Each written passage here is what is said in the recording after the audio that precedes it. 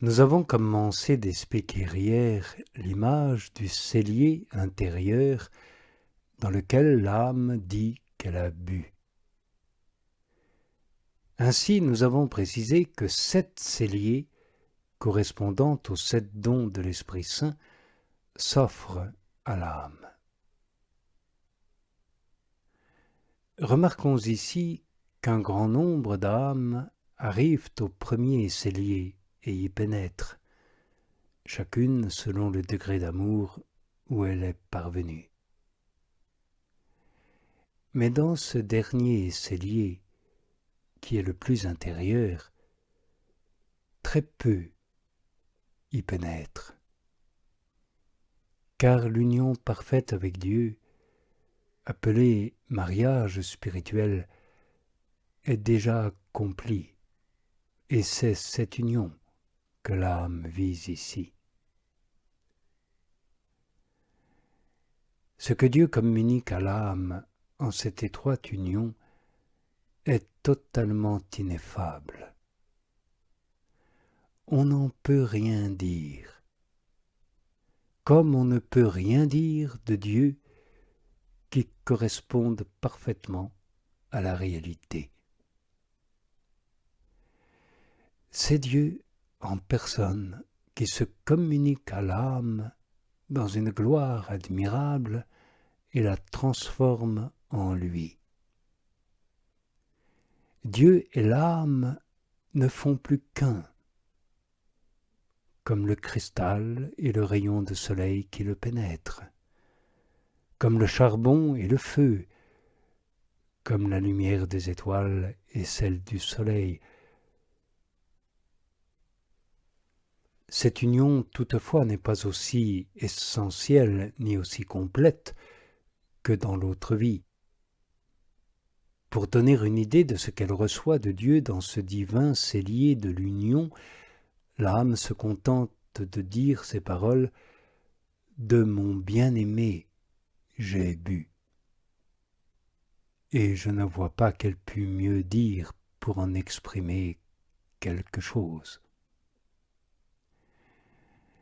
Car de même que le vin que l'on boit se répand et pénètre dans tous les membres et dans toutes les veines du corps, de même cette communication de Dieu se répand dans toute l'âme, ou plutôt l'âme se transforme en Dieu, plus ou moins, selon que s'y abreuve sa substance et ses facultés spirituelles. Son entendement s'abreuve de sagesse et de science, sa volonté de l'amour le plus suave, et sa mémoire de joie et de délices quand elle se représente le souvenir et le sentiment de la gloire. Quant à la première faveur que l'âme reçoit et dont elle est substantiellement abreuvée, l'épouse en parle en ces termes au livre du Cantique sacré. « Mon âme s'est liquéfiée dès que l'époux a parlé. » Oui, la parole de l'époux est ici le don qu'il fait de soi à l'âme. En second lieu, que l'entendement s'abreuve de sagesse, l'épouse le dit dans le même livre où, brûlant du désir d'arriver enfin au baiser de l'union avec l'époux et le conjurant de lui accorder cette faveur, elle ajoute « Là, tu m'enseigneras ». C'est-à-dire tu me donneras la sagesse et la science de ton amour. Et je te donnerai à boire un vin bien apprêté, c'est-à-dire mon amour apprêté avec le tien, transformé dans le tien. Le troisième point, que la volonté s'abreuve alors d'amour, l'épouse du livre des Cantiques le signale en ces termes « Le roi m'a introduite dans le cellier secret et a réglé en moi la charité. » Cela veut dire en me plongeant dans son amour, il m'en a abreuvé, ou, pour parler plus exactement, il a réglé en moi sa charité en me conformant à elle et en me l'appropriant. Ainsi l'âme s'abreuve de l'amour même du bien-aimé, puisque c'est le bien-aimé lui-même qui l'infuse en elle. Cela nous fait connaître une chose.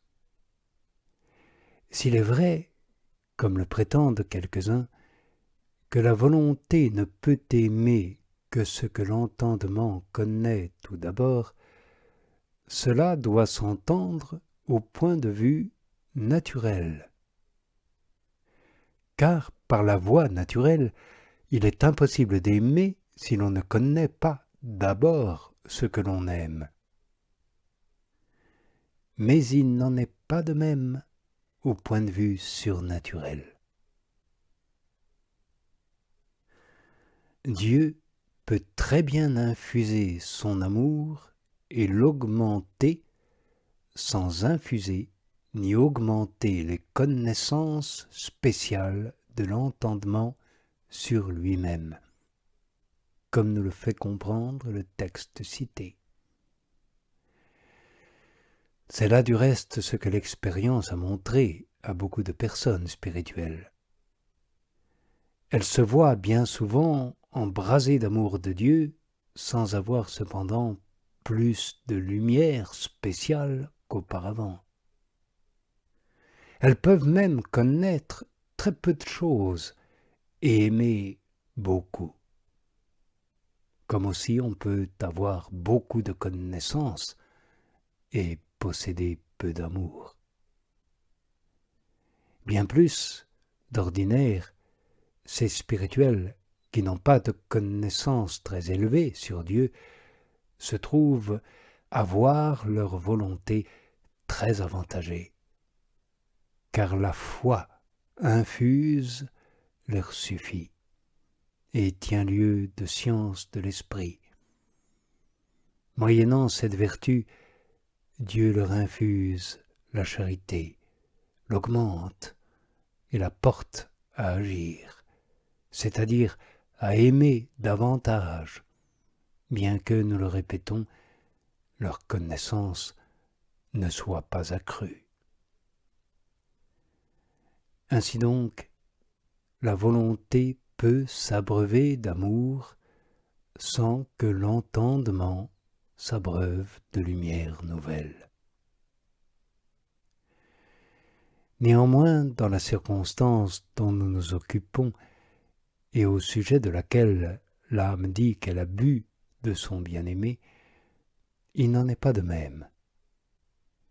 Il s'agit de son union avec lui dans son cellier intérieur. Or, cette union, nous le répétons, se fait dans les trois puissances de l'âme. Ces trois puissances s'abreuvent donc en même temps. Il est clair également que la mémoire s'abreuve, elle aussi, de son bien-aimé. L'âme, en effet, est éclairée des lumières de l'entendement qui lui rappellent les biens dont elle se voit enrichie et dont elle jouit dans l'union avec son bien-aimé.